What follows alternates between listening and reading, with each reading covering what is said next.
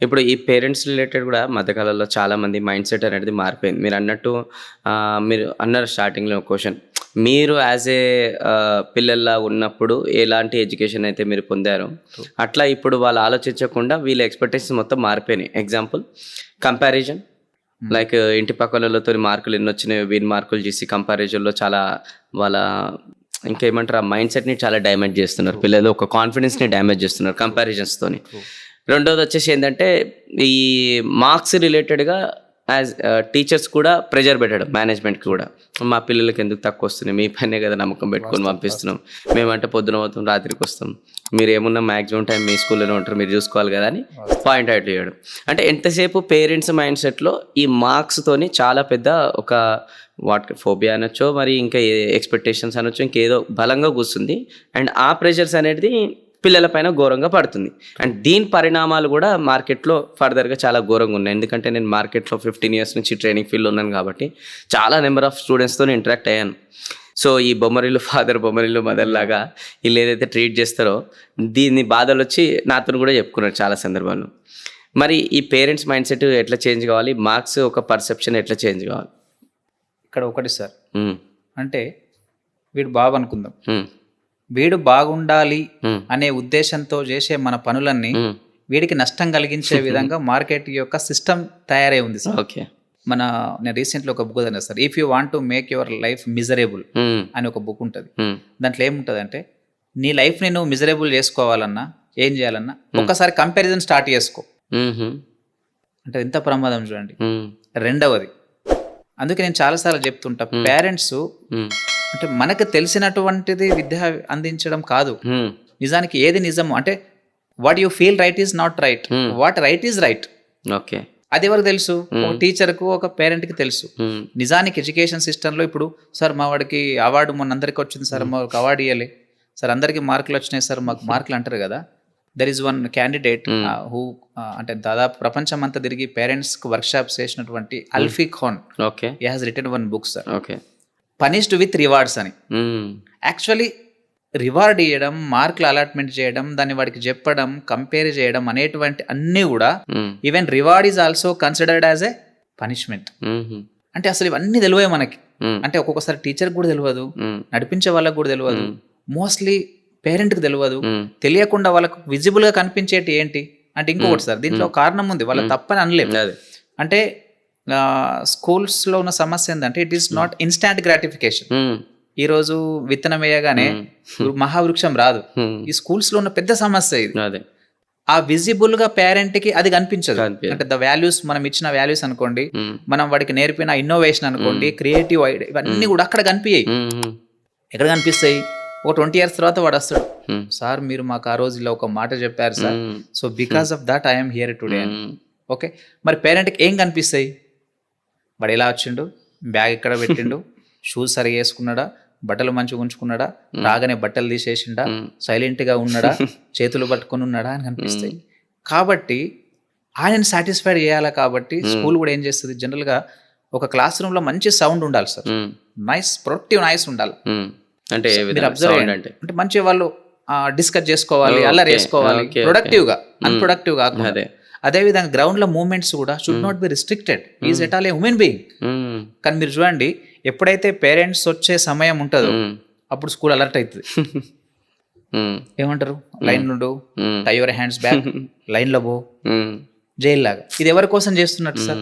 Parents. Absolutely. ఇక పిల్లడిది ఒక మాట చెప్తా సార్, నేను ఎప్పుడో చిన్నప్పుడు మా నాన్నమ్మ చెప్పిన ఒక స్టోరీ విన్నా. ఉమ్, రాముడు బాణం వేస్తే ఒక పక్షికి తాకుతుంది సార్. ఉమ్, ఆ పక్షి పడిపోయి కొట్టుకుంటూ ఉంటే రాముడు దగ్గరికి వెళ్ళి ఉమ్, అడుగుతారు అన్నట్టు, ఉమ్, అరే నాకు చెప్పుండాల్సింది కదా, ఉమ్, నన్ను విలాల్సింది కదా అంటే, అప్పుడు ఒక పక్షి ఒక మాట చెప్తుంది వేణుపై,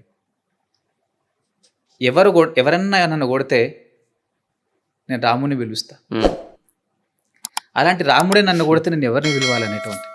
ఇలా పిల్లడికి ఏదైనా సమస్య వస్తే ఉమ్, పేరెంట్ దగ్గరికి పోయి చెప్పాలి సార్, ఉమ్, లేదా స్కూల్లో టీచర్ కానీ మేనేజ్మెంట్కి చెప్పాలి సార్. ఉమ్. వీళ్ళతోనే సమస్య ఉంటే ఎవరికి చెప్పాలి సార్? ఆ అది పక్షి పరిస్థితి ఇలా పిల్లడి పరిస్థితి సేమ్ సార్. ఉమ్, మనం ప్రొటెక్ట్ చేస్తున్నాం, వాడికి ఏదో సంరక్షణ ఇస్తున్నాం, వాడికి మనం చాలా ఫేవర్ చేస్తున్నాం అనేటువంటి విషయంలో ప్రతి పేరెంట్ కూడా పిల్లడికి నష్టం చేస్తున్నాడు. Not only parent, we schools. ఎందుకు మ్మ్. మళ్ళీ నాకు పేమెంట్ ఎవరు వేయాలి? కరెక్ట్. కస్టమర్. నాకు కస్టమర్ వేయాలి, నాకు పేరెంట్ వేయాలి. నేను సాటిస్ఫైడ్ ఉంచకపోతే సార్ ఏం సార్ మాడు రాంగ్ అని అల్లరలు వేస్తున్నాడు, అన్ని ఇరుగొడుతున్నాడు, పలగొడుతున్నాడు, క్రియేటివిటీ అంటాడు, ఇన్నోవేషన్ అంటాడు, ఆ జూనియర్ ఎంబీఏ అంటాడు. మేము ఎంబీఏ క్లాస్ చెప్పి మా స్కూల్లో బడ్జెట్ రాయించినాం, ఫ్యామిలీ బడ్జెట్, ప్రీ బడ్జెట్. ఒక పిల్లడు పోయి అడిగితే ఏమరా మీ సార్ మొత్తం లెక్కలు తెలుసుకొని ఫీజు వేస్తాడు అట్లా ఇట్లా అంటే ఎక్కడికి వెళ్ళి ఎంత వస్తాయని తెలుసుకొని ఫీజు వేస్తాడా అంటే జూనియర్ ఎంబీఏ క్లాసెస్ పెట్టి పిల్లలకు నేర్పుతున్నాం. లైఫ్ స్కిల్ నేర్పంది ఎందుకు సార్? కాబట్టి ఇక్కడ మీరు అన్నట్టుగా కంపారిజన్, ఇతరులతో కంపేర్ చేయడం, వీడిని వీడిగా చూడకపోవడం అనేటువంటిది అది చాలా పెద్ద క్రైసిస్. ఈరోజు మనం హయ్యర్ ఎడ్యుకేషన్లో కానీ హయ్యర్లో మనకు కొన్ని రిపోర్ట్స్ వస్తున్నాయి కదా సార్, నాణ్యత ఉండలేదు, స్కిల్స్ ఉండలేవు, డిగ్రీ వచ్చినా చదవడం రావట్లేదు అని. దానికి రీజన్ ఏమేమిటి సార్? ఇక్కడ సార్ చాలా సార్లు ఏం జరుగుతుందంటే మనం ఒక కథ వింటుంటాం సార్, ఒక ఆయన వచ్చి లైట్ల కింద వెతుకుతూ ఉంటాడు, అదేదో పోయింది కీ అని. వేరే వాడు వచ్చి అడుగుతాడు, వాడు కూడా వెతికి ఏమైనా దొరకలేదంటే మరి ఎక్కడ పోయిందని అడిగితే అక్కడ చీకట్లో పోయింది, ఇక్కడ లైట్ వేసింది. బోడగొట్టుకోవడం ప్రైమరీ ఎడ్యుకేషన్లో బోడగొట్టుకుంటాం సార్, వెతకడం ఎక్కడ వెతుకుతాం సార్? లైట్ వేసింది. కాబట్టి అది ఎప్పుడు జరగదు sir. The primary education is the very powerful one. అక్కడ మీరు ఒక్కడికి 100 సార్లు ఆలోచించండి. స్కూల్లో వేసే ముందు థింక్ ట్వైస్ కాదు, think 100 times under whom the school is running. ఇంకోటి కనీసం వాటికి కాదు సార్, హౌకు ఆన్సర్ ఇవ్వాలి స్కూల్, అట్లా వెతకండి, అడగండి. మీరు ఏమి ఇస్తారని అడగకండి, ఎలా ఇస్తారని అడగండి, అయితే మెకానిజం తెలుస్తుంది. అట్లా వేయండి. వేసిన తర్వాత మర్చిపోండి, పిల్లల్ని సతాయించకండి. మీరు ఒక మంచి స్కూల్ సెలెక్ట్ చేసిండ్రా, ఇప్పుడు మీరు పిల్లలకు, అందుకే ఇంకొక బుక్ సార్, ఆల్ఫీకాన్ రాసిన ఇంకొక wonderful book I suggest for every parent, unconditional parent. Parent ఎప్పుడు కండిషన్స్ పెడితే ఎట్లా సార్? బిజినెస్ దందన కాదు కదా. కాబట్టి అన్కండిషనల్ పేరెంట్ చేయకుండా కంపారిజన్ చేసి రివార్డ్స్ అనుకోని రివార్డ్స్ ఇవ్వడం ద్వారా అది కూడా పనిష్మెంటే. కాబట్టి 3 విషయాలు గమనిస్తే నో డౌట్ పిల్లలు అన్కండిషనల్ గా పెంచిన వాళ్ళు మాత్రమే గొప్పలు కాగలుగుతున్నారు సార్. ఇన్ఫార్మల్ లో ఎవరైతే నేర్చుకుంటారు, మీరైనా నేనైనా, ఫార్మల్ స్కూల్లో నేర్చుకుందేమని ఉందా సార్? నాకైతే లేదు సార్. ఇన్ఫార్మల్ లెర్నింగ్ అనేటువంటి వెరీ ఇంపార్టెంట్. ఆ informal learning has to happen at home. చుట్టాల దగ్గరకు పంపండి, హోమ్ లో వేయండి. అప్పుడే కానీ comparison, marks, never mind the marks sir. Thank you. Excellent sir. చాలా డీప్ మీనింగ్ ఉంది నిజంగా చెప్తుంటే. అంటే మీరు ఆ స్టోరీ చెప్పారు కదా, చాలా హార్ట్కి కనెక్ట్ అయింది. ఎందుకంటే టు బి ఫ్రాంక్, ఒక పేరెంట్ తన బాధలు తనకుంటాయి, వాళ్ళు మెచ్యూరిటీ లెవెల్ వచ్చింది కాబట్టి వాళ్ళంటూ దాన్ని హ్యాండిల్ చేసుకోగలుగుతారు. టీచర్ బాధలు ఉంటాయి, మేనేజ్మెంట్ బాధలు ఉంటాయి. కానీ ఈ 3 బాధలు తీసుకొచ్చి ఆ స్టూడెంట్ పైన రుబ్బితే వాళ్ళు అంటే లేత వయసు, ఇంకా చెప్పాలంటే పసిగుడ్డలు. సో వాళ్ళకి ఎవరికి చెప్పుకోవాలో అర్థం కాక ఎంతోమంది స్టూడెంట్స్ ఈరోజు ఈ భూమి పైన ఇంటర్నల్గా ఏదైతే సఫర్ అవుతున్నారో ఆ బాధని ఇంకా ఓన్లీ కొంతమంది మాత్రమే విట్నెస్ చేసిన వాళ్ళు ఎక్స్పీరియన్స్ చేయగలుగుతారు మన అనుకునే రిలేటెడ్ వచ్చినప్పుడు. సో దీనికి సొల్యూషన్ అదే. ఎంతసేపు ఇక్కడ నేను కూడా ఏం చెప్తానంటే, చాలామంది పేరెంట్స్కి ఈ భూమి పైనకి ఎంత ప్రోడక్ట్ లేట్ వస్తే అంత అప్డేట్ అయ్యి వస్తుంది. అప్డేట్ కావాల్సిన పేరెంట్స్ ఇక్కడ అని చెప్పేసి.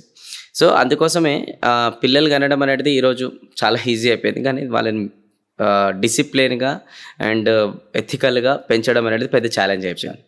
సో దాన్ని ఓవర్కమ్ చేయాలంటే ఇంటరప్షన్. అందుకే సార్ నేను నెట్లో వెతికి చూసిన, okay, number of couples in India అని కొట్టాలి, నంబర్ ఆఫ్ పేరెంట్స్ అని డిఫరెంట్గా కొట్టిన.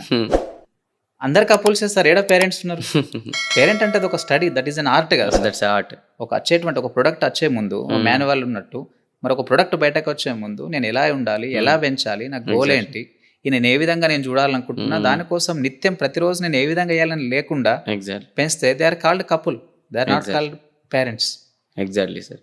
సో దీనిపైన కూడా నేను కూడా చాలా సందర్భాల్లో వర్క్ చేసిన సార్. అంటే మీరు అన్నట్టు ఎగ్జాక్ట్లీ ఫ్యామిలీ రిలేటెడ్ ప్లానింగ్ చేసుకుంటారు, బడ్జెట్ ప్లానింగ్ చేసుకుంటారు, అన్ని ప్లానింగ్ చేసుకుంటారు. కానీ పిల్లల్ని ఏ విధానంగా జర్నీ ముంగట తీసుకెళ్ళాలనే ప్లానింగ్ మాత్రం ఏ పేరెంట్స్ కూర్చొని చేసుకోరు.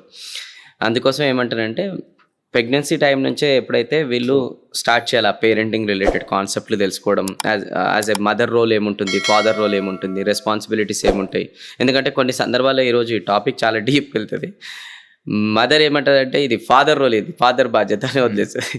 మళ్ళీ ఫాదర్ రోల్ ఏం చేస్తాడు, ఇది నీ బాధ్యత, ఇది మదర్ రోల్. ఈ మళ్ళీ సఫరింగ్ ఎండ్ ప్రోడక్ట్ అటు ఇటు పోయి ఇక్కడికే వస్తుంది అనమాట. సో అందుకోసం ఎవరి రోల్ ఏంటి అని కూడా కలిసి తెలుసుకోవడం కూడా ఈ మధ్యకాలంలో చాలా ఇంపార్టెంట్ అయిపోయింది, అవసరం అయిపోయింది.